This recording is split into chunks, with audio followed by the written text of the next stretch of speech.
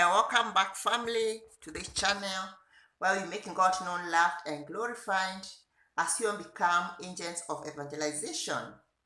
This is our call, and please, if you haven't subscribed, I ask you to consider doing so and share this message of the gospel of Christ. Have you ever tried to think what God means when He says in the book of Prophet Isaiah, chapter 49, verse 16, that I have engraved you on the palm of my hands? God has you always in His mind. That is what it means. He is committed to you. He is ever thinking about you. He has not left you. He has not forgotten you. This is what God says. Like He says, I'll be with you till the end of time. I'll never leave you orphans. That is what God is telling you and I.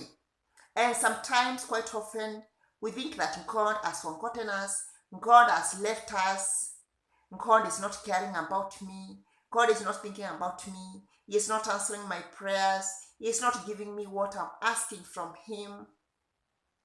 He has not been with me when the troubles came, when I was almost to sink, when I was almost to die. But you forget, if the Lord had not been with you, they would have swallowed you alive when that happened. That is what the word of God tells us. You'd be gone. You would not be here today watching this video, listening to this message of the good news of Christ. God has engraved you and I on the palm of His hands. Being on the palm, that means you are visible to Him all the time.